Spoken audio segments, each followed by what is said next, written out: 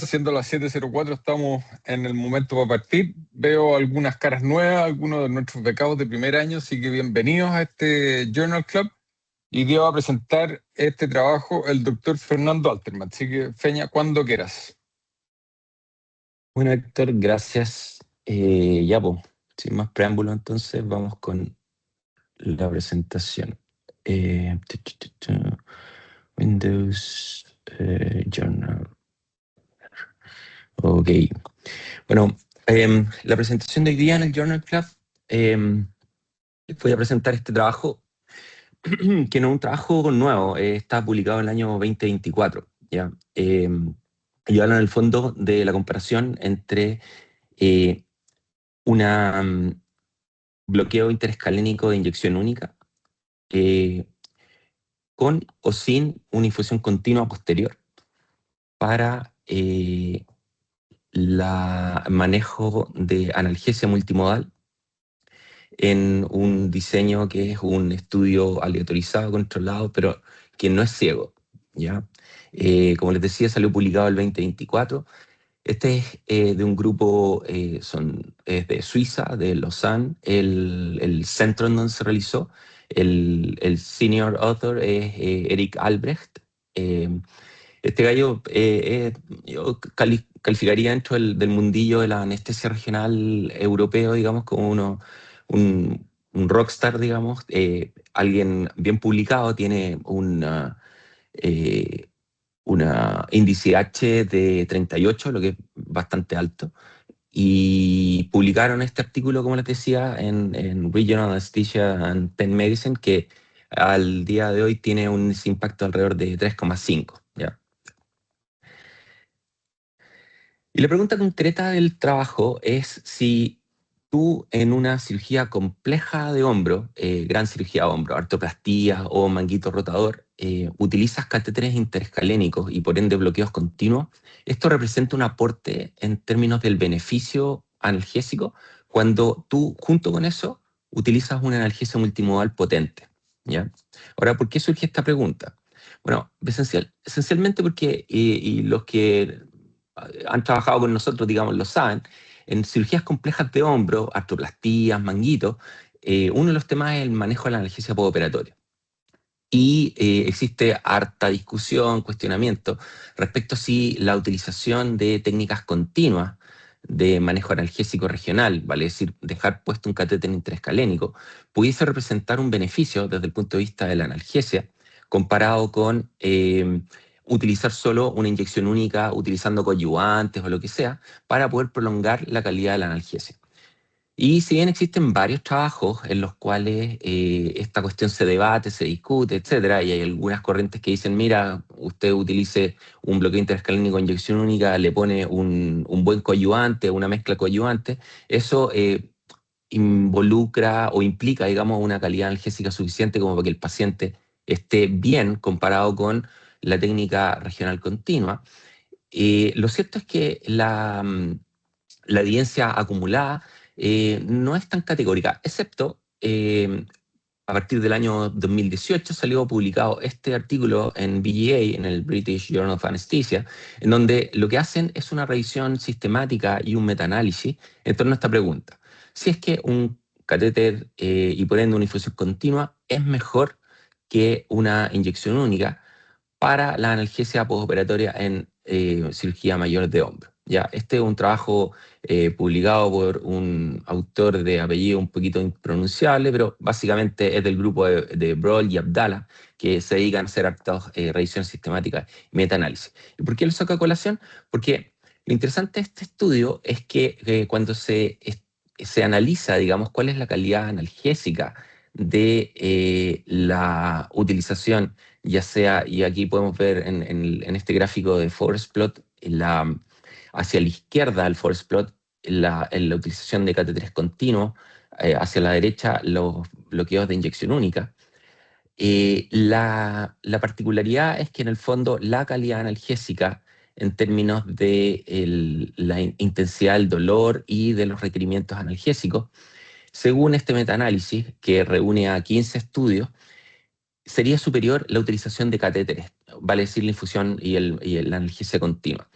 Y estos autores, en concreto el 2018, argumentan que la calidad de la evidencia disponible basada en estos 15 estudios es bastante robusta como para justificar la utilización de catéteres, porque hay menos consumo de opioides y las escalas de dolor son significativamente menores en los pacientes que recibieron analgesia con catéter en cirugía compleja. Aquí no estamos hablando de una simple artroscopía, sino que estamos hablando ya sea de artroplastías o bien de cirugía de manguito rotador, ¿ya?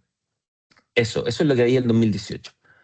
Ya, de hecho, acá, si ustedes se fijan, está el gráfico del mismo trabajo en la revisión sistemática y meta-análisis que les menciono, la diferencia de las medias entre las dos técnicas, continuo y de inyección único, en relación a las escalas de dolor. Ustedes pueden ver de que a medida que van pasando las horas, hay una diferencia de las escalas de dolor expresados como EVA en la práctica, que es significativa, se empieza a notar bastante entre las 16 y 24 y tiende a desaparecer ya, o no a ser cero completamente, pero tiende a irse recuperando y desaparecer la diferencia al cabo de 72 horas, basado en estos 15 estudios que les mencioné previamente. ¿Ya? Ahora, ¿por qué este estudio es importante? Básicamente porque estos ensayos y el metaanálisis que hicieron con esos 15 estudios favorecían el uso del interescalénico continuo frente a la dosis única. ¿Ya? Sin embargo, estos autores, vale decir, el grupo de Albrecht, argumenta que estos estudios no reflejaban la práctica actual. Básicamente porque los estudios incluidos de estos 15, solo en uno de ellos se agregaba en el intraoperatorio la utilización de algún analgésico no opioide como coadyuvante, vale decir, ketorolaco o algún AINE, y solo en dos de ellos se agregaba uno, y solo en uno de ellos se agregaba más de uno, vale decir, con una analgesia multimodal. Y para ellos eso es de alguna manera una señal de una analgesia multimodal perioperatoria que puede ser incompleta o inconsistente a la luz de las técnicas que comúnmente nosotros utilizamos. Solo como a modo de referencia, nosotros acá habitualmente estamos utilizando muchas veces ketorolaco o algún antiinflamatorio, metamizol, más el poco opioide, digamos, que se pudiese utilizar en el intraoperatorio, principalmente con fentanil, ¿ya? Y ellos argumentan, y a mí me parece que tienen razón, que el catéter perineural añade complejidad, es un consumo de recursos y un riesgo de migración, retirada espontánea, lo que es un hecho, digamos, ¿ya? La evidencia del trabajo de Abdala y colaboradores del 2018, de estos 15 metaanálisis, tenía en total 793 pacientes para esta evidencia acumulada, y en ese estudio ellos refieren que puede haber una falla secundaria reportada que puede ser hasta de un 40%, ¿ya? Entonces, para Albrecht y colaboradores, la pregunta clínica no era si el catéter funciona o no funciona. Sí, parece ser que los catéteres cuando andan, andan y andan bien. Pero sí, si esto realmente aporta algo adicional cuando ya se utiliza una técnica multimodal desde el perioperatorio, ¿vale? Es decir, en el intra principalmente, ¿ya? Y ahí ellos utilizan una combinación que es principalmente, en este caso, del estudio que vamos a conversar, dexametasona, sulfato de magnesio, acetaminofeno y ketorolaco. ¿Ya? Por lo tanto, ellos ven que en este metaanálisis del 2018 existiría un vacío de evidencia enfrentado a esta analgesia multimodal más contemporánea, ¿ya? Entonces, la hipótesis del ensayo, y aquí ya vamos al estudio de Albrecht, es que la infusión continua de anestésico local seguiría ofreciendo una analgesia superior tras una cirugía mayor de hombro, artroplastías o manguito, incluso si ocupamos una analgesia multimodal, llamémosla más moderna, ¿ya? O sea, en otras palabras, lo que ellos están haciendo acá es un diseño de superioridad, en donde van a tomar adultos, ASA 1 a 3, sometidos a cirugía de artroplastía o reparación de manguito, los cuales van a hacer un bloqueo interescalénico, ¿ya? En los cuales van a hacer primero, y lo vamos a ver, un bloqueo interescalénico en la cual la técnica es con un trocar para poner un catéter, ¿vale? Sí,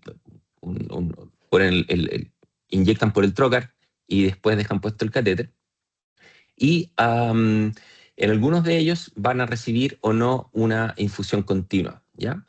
Entonces todos los pacientes reciben el mismo bolo inicial y después en el grupo de inyección única retiran el catéter, ¿ya? Y como evalúan esto, esencialmente el outcome es la morfina intravenosa acumulada a 24 horas a través de la utilización de una PCA y la incidencia o aparición de eventos adversos y cómo se va moviendo el dolor principalmente y la funcionalidad durante las primeras 48 horas. Y la pregunta de investigación, como les decía previamente, es si este catéter versus no catéter aporta un beneficio adicional que sea clínicamente relevante. El diseño fue un estudio, como les decía, un ensayo aleatorizado, prospectivo y controlado. Es de un solo centro, en un centro único en Lausanne, en Suiza, y que reunió pacientes desde mayo del 2020 a septiembre 2022. El registro, este es un estudio que está registrado en Clinical Trials, y como un punto importante, es un estudio que fue abierto, ¿ya? Vale decir, como les decía, el grupo que recibe la inyección única se le saca el catéter y por lo tanto el paciente, quien hace el seguimiento y todo, tiene completa claridad qué paciente tiene un catéter y qué están dando y qué paciente tuvo una inyección única, ¿ya? ¿Cómo fue la cosa en términos del flujo participante? Se se accedió a 193 pacientes, de los cuales se excluyeron 183. Finalmente se aleatorizaron 60. Al grupo de infusión continua llegaron 30 y a la inyección única otros 30. ¿Ya?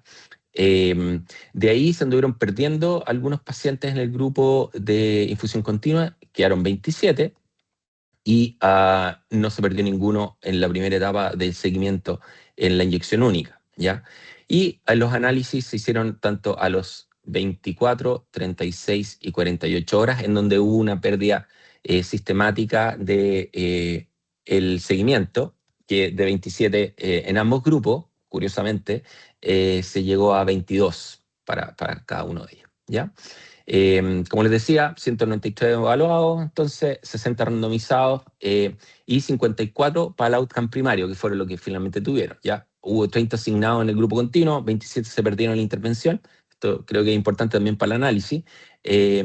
Y como les decía, de las 36 a las 48 horas llegaron a 22 para el número total de elementos del análisis. ¿Quiénes fueron los pacientes que se incluyeron? Eran, como les decía, adultos, hasta 1 a 3, dos tipos de cirugía, artroplastía de hombro y reparación artroscópica al manguito. Lo hicieron con una técnica anestésica que es muy similar a la nuestra, una mixta, una anestesia general más un bloqueo interescalénico. Sacaron pacientes con contraindicaciones para bloqueos periféricos, alergia a los fármacos del protocolo, embarazo y uso crónico de opioides. ¿Ya? ¿Cómo se distribuyeron dentro de los grupos? 41% fueron pacientes que fueron sometidos a artroplastía y 59 manguito rotador, pero que, como vemos en la tabla 1 del lado derecho de la pantalla, están distribuidos afortunadamente de manera homogénea. En otras palabras, los pacientes en ambos grupos tenían el mismo número de artroplastías y manguitos, ¿ya? Todos estos pacientes, esto es importante, se sometieron a estas cirugías con una hospitalización mínima de 24 horas en un centro terciario con experiencia en anestesia regional. ¿Cómo fue entonces la historia? En el preoperatorio le hicieron un bloqueo continuo guiado por ultrasonografía, técnica bastante similar a la nuestra también. Nosotros le apuntamos entre C5 y C6 a tratar de dejar nuestros catéteres o al tronco superior en algunos casos, pero esencialmente la técnica no es nada muy distinta a lo que uno lee, digamos, como lo habitual por un intraescalénico, ¿ya? Aquí viene un punto importante. Lo primero es que el bloqueo inicial a través del trocar fue con lidocaína al 1 y epinefrina 20%. Y esto con el objetivo, según los autores, de evaluar la indemnidad neurológica después de la cirugía. Un punto que es bastante importante y que a nosotros en nuestra práctica también consideramos en la artroplastía para poder evaluar, digamos, que el paciente no tenga si lo tuvo, o no, digamos, un déficit neurológico evidente en el postoperatorio. Una cuestión que puede ser cuestionable y que al menos en nuestra práctica lo que hacemos es conversar con el equipo quirúrgico, pero ellos lo hicieron acá de regla, ¿ya? En el intraoperatorio, los pacientes recibieron anestesia general, les agregaron además 40 miligramos por kilo de sulfato de magnesio, 0,15 miligramos por kilo de dexametasona intravenosa, ketorolaco 30 miligramos y acetaminofeno, 1 gramo, ¿ya? En la recuperación, tras la PACU, digamos, tras la recuperación motora, los pacientes a través del catéter recibieron un bolo de ROPI al 0,5 20 ml, ¿ya? Y fueron después asignados a el grupo que era considerado dosis única, catéter para afuera, y el grupo que recibía una infusión de ropidacaína al 0,2%, 6 ml hora, que pudiese ser ajustable hasta entre bajarse a 4 ml u subirse a 8 ml, dependiendo de cómo iba la evolución de la analgesia y del bloqueo motor, a través de una bomba electrónica, ¿ya? Todos los pacientes recibieron una PCA con morfina, con una preparación, y aquí creo que también es importante, de 0, o sea, sin infusión continua, 2 miligramos por bolo, con un lockout de 10 minutos, más acetaminofeno 1 gramo cada 6, e ibuprofeno 400 miligramos cada 8 en la sala. ¿Cuáles fueron los outcomes? El outcome primario fue el consumo acumulado de morfina intravenosa a las 24 horas. Recordar que los pacientes se iban de alta al cabo de las 24 horas. Vale decir que al inicio del segundo día todo para afuera y se mantenía el seguimiento, pero el consumo era solo medido dentro de las primeras 24 horas. Los outcomes secundarios fue la morfina acumulada a las 12, pero también a las 36 y 48 horas.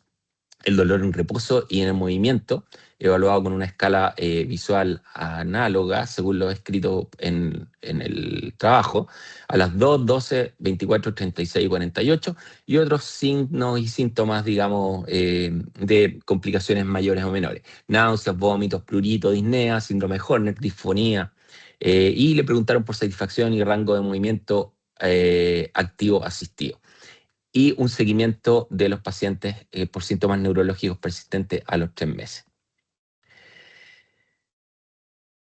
El análisis estadístico, bastante, diría yo, sencillo, fue un análisis por intención de tratar. Evaluaron la distribución con un Shapiro-Wilk y después a puro t-test o Mann-Whitney o Wilcoxon según la distribución para las comparaciones. Hicieron chi-cuadrado Fisher para las comparaciones de las variables categóricas.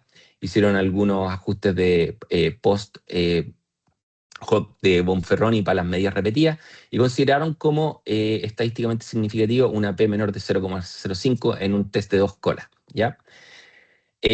¿Cómo hicieron el cálculo del tamaño muestral? Bueno, basado en la literatura, lo que ellos dijeron es que se debería esperar una disminución en el grupo control, digamos.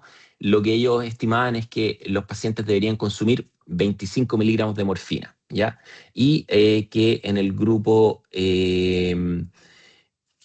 debiese haber entre los grupos, ¿vale? Es el grupo control y el grupo intervención, una diferencia de al menos 10 miligramos para considerarse clínicamente significativa. O sea, un grupo debería recibir, y en este caso, usando, digamos, esta hipótesis con un diseño de superioridad, que el grupo que tenía el catéter puesto debería por lo menos tener un consumo 10 miligramos de morfina menor que el grupo de control, en este caso, del single shot, ¿ya?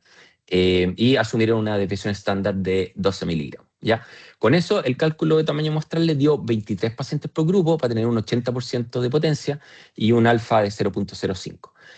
Por un tema de riesgo, digamos, de dropouts, planearon 60 en total para cubrir un 25% de pérdidas o desviaciones de protocolo. Aquí es cuestionable, digamos, si 25% es un número razonable, porque me parece que tirarse bien al suelo con que se te pierdan tantos pacientes. Pero bueno, eso fue lo que ellos argumentaron. Ya. La tabla 1 del trabajo, lo pueden ver a la derecha, la media fue similar, 65 años más o menos. La distribución quirúrgica, como les dije previamente, fue la misma, 11 artroplastías y 16 manguitos por lado. Quirúrgicamente las cirugías duraron lo mismo, la distribución de ASA y los índices de masa corporal, si bien podían tener algún grado de diferencia, no era una diferencia modesta y que la verdad que no fue reportada como clínicamente, perdón, estadísticamente significativa, ¿ya? ¿Qué es lo que encontraron finalmente? El outcome primario, con el consumo de morfina a las 24 horas, el grupo de la infusión continua consumió 10 miligramos con un rango intercuartil entre 4 y 24 miligramos en las primeras 24 horas. El grupo de la dosis única consumió 14 miligramos con un rango intercuartil de entre 8 y 26. ¿Ya? Y esto, lo que ellos argumentaron, es que no demuestra una superioridad estadística de la infusión continua, porque la P no les dio significativa. Y tampoco hubo diferencia a las 12, 36 ni 48 horas. Y la separación, si ustedes se fijan acá, y lo voy a mostrar aquí un poquito más allá, es bastante... Si ustedes se fijan en las dos curvas, la curva más negrita es la de la infusión continua, la más gris es la de inyección única. Básicamente se ven en términos de, tanto para la artroplastia al lado izquierdo de la pantalla como para los manguitos, básicamente son la misma cosa, no encontraron diferencia, ¿ya? ¿Por qué? Porque esencialmente el consumo total, la diferencia observada fueron solo 4 miligramos y está muy por debajo de la diferencia que ellos utilizaron como umbral clínicamente significativo, que eran 10 miligramos para el tamaño muestral que utilizaron. ¿Ya?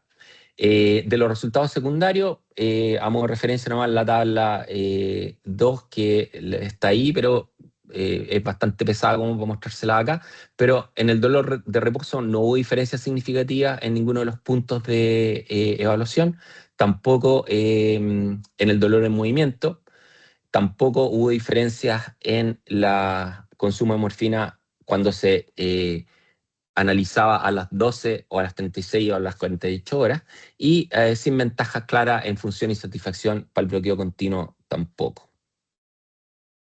Aquí un poquito más ampliado la misma imagen que les mostraba previamente respecto a las escalas de dolor, ya que por las intervalos de confianza 95 ustedes ven que están superpuestos. ¿Ya?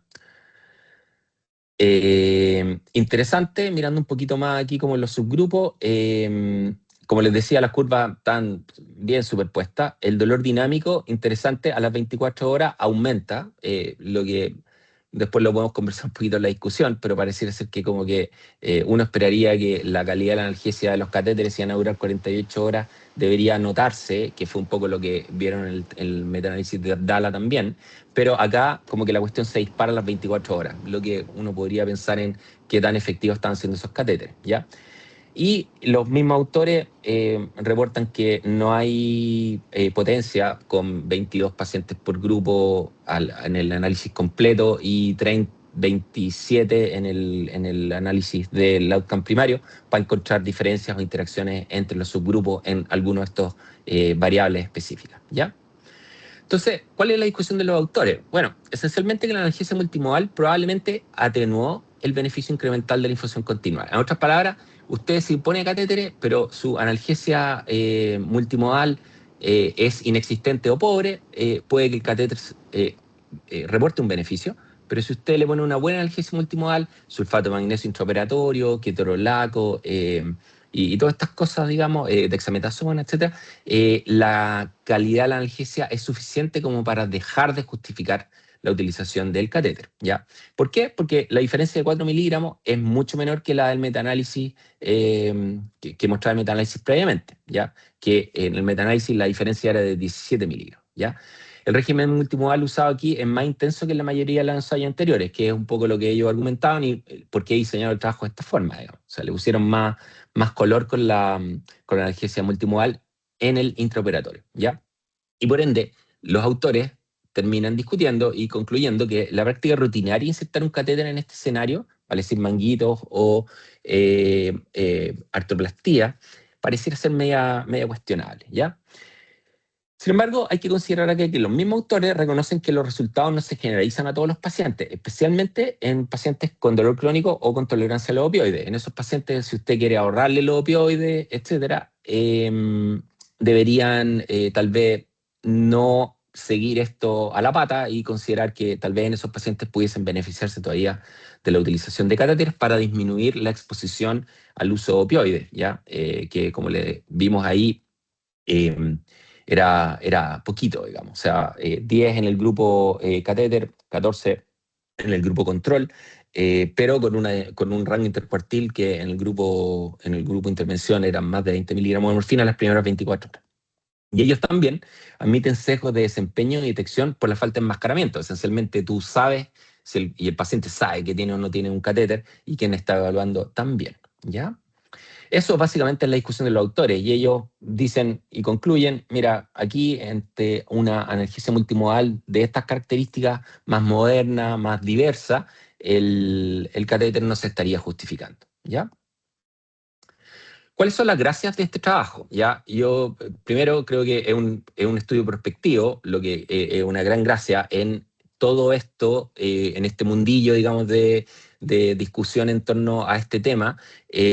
Hay harto reporte de bases de datos y cosas así, ¿ya? Entonces, este es bueno que sea un registro, perdón, un estudio prospectivo que además está registrado y uno lo puede perseguir ahí mirar, digamos, que está ejecutado de acuerdo a lo planificado, ¿ya? Fue un estudio que fue aleatorizado, tuvo su secuencia computarizada y todo bien desde el punto de vista de la aleatorización. La intervención también fue estandarizada, el bloqueo, la anestesia general y las cointervenciones están todas protocolizadas, no hubo grandes espacios como para que los anestesiólogos a cargo, unos pusieran una cosa en una dosis, otros en otra, etcétera, ¿ya? El outcome primario está clarito, morfina intravenosa acumulada a las 24 horas y utilizaron además un PCA, lo que creo que es bastante bueno porque te permite de alguna manera, podemos entrar un poquito más en detalle, más fino, pero que te permite objetivar un poquito mejor el consumo más que el paciente esté llamando a la enfermera para que le pongan rescate, ¿ya? Es súper razonable hacer una intención de tratar y una verificación independiente de los datos y el monitoreo del estudio para que esta cuestión estuviera corriendo adecuadamente, ¿ya? Sin embargo, aquí, como hemos conversado en otros journal clubs en que he presentado, aquí la pregunta es primero, ¿cuál es la validez interna? Es decir, si el trabajo está bien o mal diseñado y vimos cuáles son las fortalezas del diseño, pero tiene algunas pifias, creo yo, desde el punto de vista del diseño, ¿ya? Primero, la ausencia de ciego, ¿ya? Porque lo que les decía, si tengo o no tengo un catéter colgando y una bomba, los pacientes, los clínicos, los asistentes, todos sabían quién estaba asignado y eso puede tener un riesgo de desempeño y de detección de los temas, ¿ya? Eh, lo otro es la calidad técnica de la intervención, y aquí, sin querer sonar pesado, digamos, pero si ponís 27 catéteres y se te salen 4, claramente hay un tema, sobre todo que hubo que reinsertar algunos. No digo que a nosotros no nos pase, digamos, pero claramente en un contexto protocolizado llama harto la atención que supongamos, los 30 pacientes originales, 4 se hayan salido, digamos. Es un número significativo, ¿ya? Y obviamente missing data, porque hay hartos datos faltantes que se empezaron a caer en un número pequeñito de pacientes en un seguimiento a las 36 y 48 horas, lo que hace que los outcomes funcionales principalmente ya se perdieran, ¿ya? Y un punto importante es además la heterogeneidad de la muestra clínica, porque si bien están bien balanceadas las dos cirugías, no son exactamente iguales, ¿ya? Los manguitos, y a su vez dentro de los manguitos pueden haber ciertas diferencias que ellos no mencionan muy específicamente respecto a número de anclas, si eran roturas masivas, etc. Esa información es bastante más, o sea, al faltar, digamos, y no tenerla tan clara, esta cuestión de que estemos mezclando artroplastías con reparaciones artroscópicas de manguito, vuelve un poquito más difícil interpretar los resultados como para el mundo real, ¿ya? Desde lo bueno, lo malo y lo feo, digamos, de la parte estadística, yo creo que se evaluó obviamente si había o no una instrucción normal y se hicieron las pruebas acordes, se analizó por intención de tratar y se reconoce que si bien ellos partieron con un supuesto de superioridad y con una diferencia que era clínicamente relevante para ellos, que era mucho mayor que la que finalmente encontraron, y eso ellos lo reconocen, ¿ya? Eso yo creo que es bueno. Sin embargo, ellos terminan concluyendo es una conclusión que es bien como de no inferioridad, ¿ya? No quiero decir de equivalencia porque ya creo que es pasarse de 60 pueblos, pero ellos terminan diciendo que no hay evidencia, digamos, que avale la utilización del catéter en una lógica media de no inferioridad, ¿ya? Y eso yo creo que es medio cuestionable, lo podemos conversar después en la discusión abierta, ¿ya? Este resultado no significativo no prueba igualdad terapéutica, o sea, con suerte lo que puedo decir es que con 22 o 27 pacientes por grupo no tengo suficiente poder como para encontrar una diferencia si es que son menores, ¿ya? Y también muchos outcomes secundarios fueron, digamos, elegidos y esto hace difícil que si encontramos algo ahí tenga alguna significancia estadística porque no hay poder, digamos, ¿ya? Entonces, la interpretación del estudio es que razonablemente se puede descartar una superioridad del bloqueo continuo, al menos significativa, para una diferencia de 10 miligramos de morfina intravenosos a las primeras 24 horas, ¿ya? Pero no se puede excluir con seguridad diferencias pequeñas o moderadas, ¿ya? En este setting en particular, de pacientes con una hospitalización abreviada, y esto creo que también es importante, ¿ya? Como les mencionaba anteriormente, yo creo que el tema crítico acá es el riesgo de que tenéis de un error tipo 2. Ellos mismos argumentan que sí, habían partido pensando en 10 miligramos, lo que encontraron fueron 4 miligramos 24 horas, y que en un análisis post-hoc, lo que puede tener un montón de... puede ser o no cuestionable, pero creo que es una buena aproximación. Ellos evalúan que para poder encontrar una diferencia de esa magnitud necesitarían 1.570 pacientes por grupo como para poder justificarla estadísticamente, ¿ya? Entonces, insistir, el ensayo está diseñado para detectar un beneficio grande, pero no para excluir beneficios pequeños. Y por eso el resultado negativo es compatible con una falta de potencia para efectos más modestos, ¿ya? Y eso yo creo que es importante tenerlo en cuenta como una de las limitaciones importantes del trabajo, que ellos le argumentan de alguna forma, pero después se sacan con que si quisiéramos encontrar una significación estadística para la diferencia que encontraron, necesitamos muchos pacientes y eso finalmente es irrelevante. Pero creo que el mensaje que uno se queda para la casa cuando uno lee el abstract es medio tramposo, porque en definitiva uno dice, bueno, parece que da lo mismo, pero no parece que da lo mismo, ¿ya?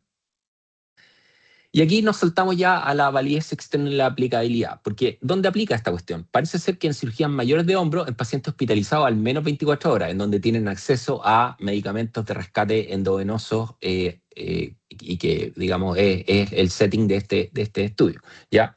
Obviamente en centros con protocolos multimodales potentes y experiencia en anestesia regional. Eso es un punto súper importante, ¿ya? Yo creo que la parte de los protocolos multimodales es cuestión de ponerse de acuerdo y se puede, digamos, no hay problema. La experiencia en anestesia regional es una cuestión que hay que trabajar un poquito más, obviamente. Y aquí, bueno, dejo nomás la cuña puesta respecto a que se te salgan, digamos, un número significativo de tus catéteres. No sé cuánto es la experiencia que puedes, digamos, argumentar, ¿ya? Y esto, de alguna manera, habría que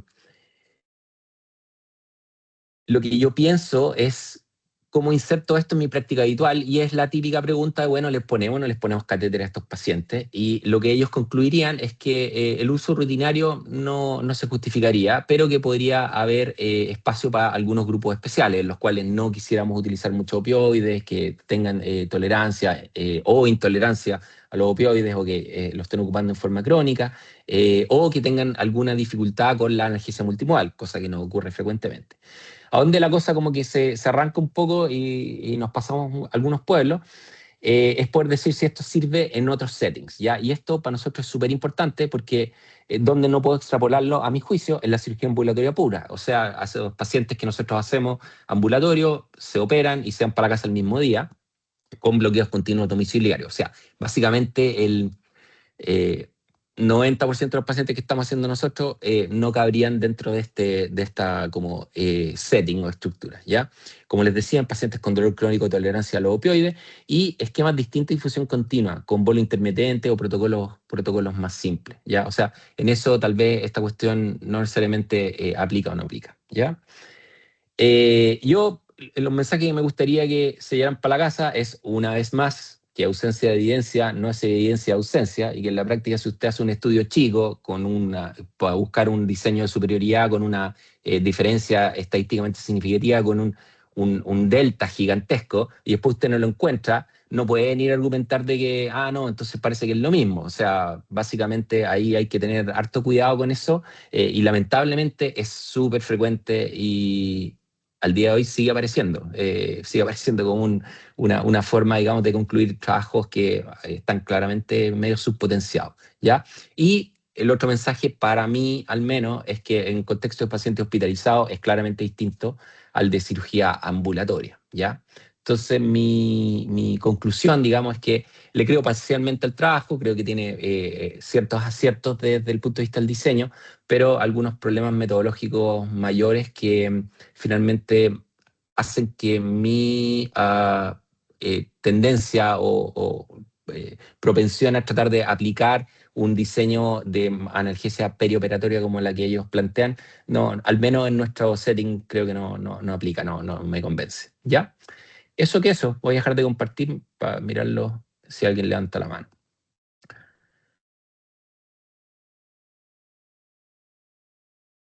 Muchas gracias, Peña.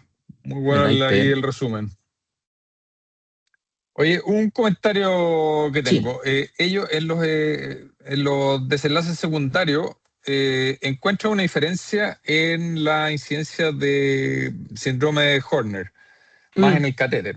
Que es Claro. explicable, en el fondo uno podría pensar que podría ser, digamos, es plausible, ¿cierto? Biológicamente plausible porque le Sí, estáis poniendo absolutamente. más O sea, anestésico local, de hecho se te sube el nosotros lo vemos nivel, siempre.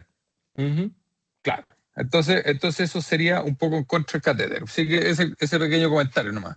Podría Sí, sí, sí. perfectamente haber sido un error tipo uno eso, ¿cierto? Porque no estaba esta cuestión pensado para detectar esos efectos, sino que era como un efecto secundario, Sí, nomás un sí, alcance secundario. lo que pasa ahí, Héctor, es que no quiero, o sea, no quiero que me lleguen al extremo lo que les voy a decir, pero esencialmente este tipo de cuestiones es como cuando tú decís, oye, le pusimos una espinal a alguien y el paciente se hipotensó. Oye, ya, chuta, sí, pero es una cuestión que es esperable si tú estás metiendo anestésicos locales en alguna parte del cuerpo, ¿me entendí? El Horner, sobre todo si tú estás utilizando más volumen de anestésico local, es una situación que ocurre con relativa frecuencia en la utilización de catéteres. Dejamos de verlo en las inyecciones únicas porque en general en la inyección única utilizamos mucho menos volumen del que usábamos hace 20 años. Pero antes, cuando en los viejos buenos tiempos les poníamos 35, 40 ml, veníamos Horner con single shots también, ¿cachai? Entonces, ahí hay un límite entre lo que es como, bueno, es parte de la técnica versus es una complicación. Para el paciente es medio es llamativo, se te cae el ojo, etcétera, pero si uno le explica, nosotros lo vemos con relativa frecuencia, sobre todo las primeras 12 horas, pero es bien benigno, digamos, ¿ya? Así que eso, Sí, pero sí, tú sí, tienes razón, perfecto, hay una diferencia ahí. de todas maneras. Y lo otro Eh, sí. es la mirada acá, porque estos resultados en realidad no encontraron diferencias, ¿cierto? Entonces uno dice, Mm, bueno, ¿para qué molestarse de estar haciendo cuestiones adicionales, meter catéter, que eventualmente te quede mm, intravascular y que le metáis anestésico local endovenoso, qué sé yo, todo ese riesgo, si en realidad las diferencias son bien pocas? Entonces, claro. el otro pelo a esta sopa que quiero meterle es la visión del Ujú, paciente. Yo cuando ujú, me tuve que operar del hombro, me pusieron un catéter y el catéter, la analgesia al principio estuvo maravillosa, pero al día siguiente lo odié, porque tener el brazo muerto con bloqueo motor en que no sentía el brazo, yo creo que hubiera preferido un poquito de dolor a tener el brazo así. Entonces dije, ujú, qué sé yo, antes de las 24 horas me saqué el catéter nomás. Entonces es ujú. la visión del paciente, que yo creo que falta un poco acá también esa mirada. Sí. Te la contesto al tiro, porque yo creo que eso es medular en esta conversación. Tení la mano levantada. Sí, gracias Peña, súper buena la presentación. Yo estoy de acuerdo en el análisis y creo que este es un paper perfecto para ejemplificar por qué es relevante entender un poco metodología y qué bueno que sea el primer Journal Club del año para entender y por qué nos diferencia un poco esta beca versus otra. ¿Cachai? ¿Por qué a nosotros nos importa realmente que la gente entienda un poco lo que lee, no se quede con el abstract de un paper, etcétera. O sea, estoy absolutamente de acuerdo con lo que dice Feña. Esta cuestión, si alguien lo lee así, una persona que no entiende mucho metodología, todo, lee y dice, listo, no voy a ponerle catéter al hombro porque con anestesia multimolar estoy listo. Eso es lo de entrada y lo más fácil y todo. Sin embargo, si uno se empieza a meter, como empezamos a desgranar un poquito más el trabajo, nos fijamos que el N es bajo, la pregunta clínica me parece súper válida, ¿eh? O sea, no estoy criticando la metodología propiamente tal, sino que el análisis encuentro que es medio tramposo y no me extraña que esté publicado en Rapam, ¿cachai? Creo que hay aquí un poco un uso de los resultados de forma... O sea, de hecho me llama la atención que finalmente lo hayan publicado, ¿cachai? Yo creo que lo hubiese, o sea, me parece, insisto, la pregunta clínica es muy buena, pero claramente hay una falta de poder y unas conclusiones que como que no, me parece que no corresponden, ¿cachai? Creo que está un poco seteado, entiendo tal vez, siendo un centro chico, que uno hace las cosas un poco prácticas, buscar una diferencia de 10 miligramos de morfina es tremenda diferencia clínica, ¿cachai? Sí, pero yo creo que esos son ajustes para que te den 30 por lado y finalmente poder hacer el trabajo. Pero esto lo que correspondería, siendo, y yo sé que es mucho más difícil, y entiendo por qué tal vez los académicos que hicieron esto lo hicieron de esta forma, porque es más fácil, lo que hubiese correspondido aquí es hacer la misma pregunta clínica, pero con un diseño multicéntrico, con hartos centros, con centros con experiencia, porque como dice el Peña, puta, si se te salen 4 catéteres de 30, bueno, probablemente no estáis haciendo muy bien la técnica, bueno, ¿cachai? Entonces, probablemente este es un centro que no hace muchos catéteres y quieren defenderse un poco más también. Yo no cacho mucho, o sea, del centro probablemente tal, si hacen muchas de este regional o no, probablemente no usan catéteres, por lo que pienso, como dónde están apuntando, pero claramente creo que es un trabajo que puede incluso confundir un poco al lector que no sabe analizar bien las cosas, y puede dar más, no sé, a mi parecer, porque este es un problema típico de, a ver, tenía un estudio randomizado que tenía resultados negativos y tenía un N bajo. ¿Qué hacemos ahora? ¿Cachai? Es un problema súper recurrente que es difícil de sacar. ¿Por qué? Porque esto al final es caro. Hacer un estudio bueno, de buena calidad, grande, puta, es mucha plata, no plata solamente en equipo y todo, sino en persona, o sea, tiempo de especialista, etcétera. ¿Cachai? Entonces, yo creo que es un muy buen trabajo para ejemplificar cómo hay que analizar este tipo de trabajo, que no hay que tomárselo con una interpretación literal de lo que dice el resumen, sino meterse un poquito más allá, y por qué es importante desgranar y entender cómo se deben interpretar estas cosas. Eso nomás. Buena, B. Yo creo que es un súper buen comentario. Yo saludo al doctor Lepín, que está ahí. Creo que el único becado primero que está. Las otras son puros viejas glorias o gente ya más consagrada. Y yo creo que el punto es ese. O sea, y el mensaje, digamos, para los becados más nuevos es que uno tiene que llegar a ser capaz de leer el título, suena sugerente, una leía al abstract para entender un poquito más y de ahí te vais a las tablas y los gráficos, ¿ya?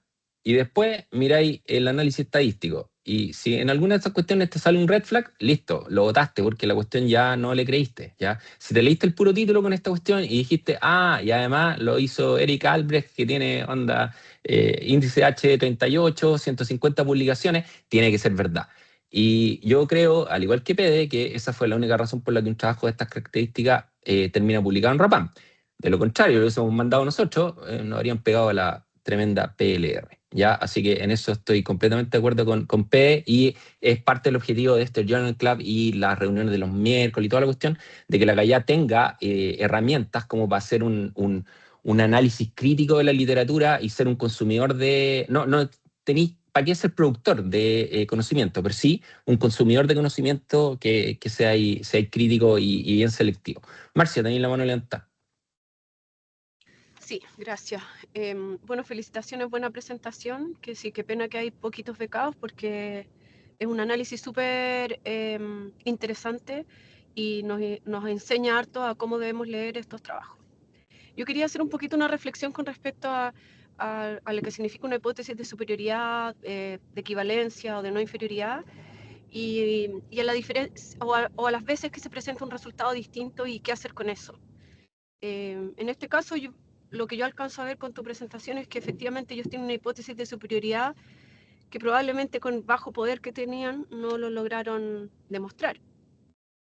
Pero creo que eso se tiene que establecer como tal y decir qué es lo que ocurrió. Versus Sí, otras todo el veces rato. que en mi caso he tenido, a veces sacamos una técnica nueva de educación y lo ponemos más que nada frente a un gold standard como no inferior, pensando en que no mi técnica nueva va a ser superior a la otra, no como este caso, que uno piensa que uno va a ser superior que otro, y resulta que finalmente la técnica nueva termina sus resultados siendo mejor. O sea, igual se logra demostrar la hipótesis de no inferioridad, pero tampoco encaja perfecto a la hipótesis que yo hice inicialmente. Entonces, pregunto acá en la mesa y a los expertos en investigación de qué opinan cuando uno plantea una hipótesis de un tipo pensando que un grupo va a ser mejor que el otro un grupo va a ser no inferior que el otro y después los resultados no son de esa forma. Mira, ¿Es fair yo creo que play acá, sí, reconducir mira, la hipótesis? Hay no. que aperrar y seguir adelante con la hipótesis previamente planteada y dar las explicaciones.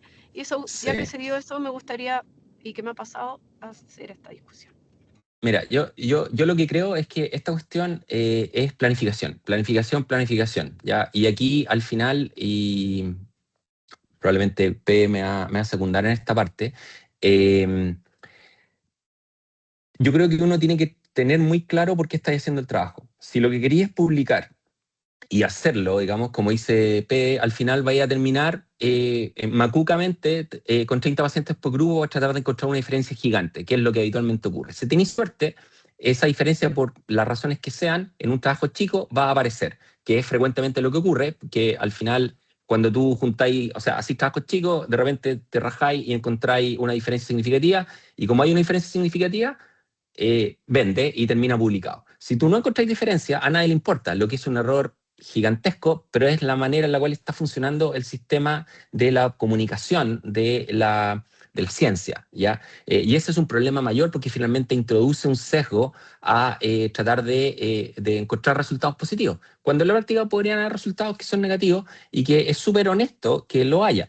Eso es lo que nos demuestra, y lo vamos a ver en otras journal clubs, cuando tú tenés metaanálisis, porque al final lo que encontráis es que puros trabajos chicos encuentran diferencias y después los juntáis todos y la diferencia desaparece, regresión a la media, la típica.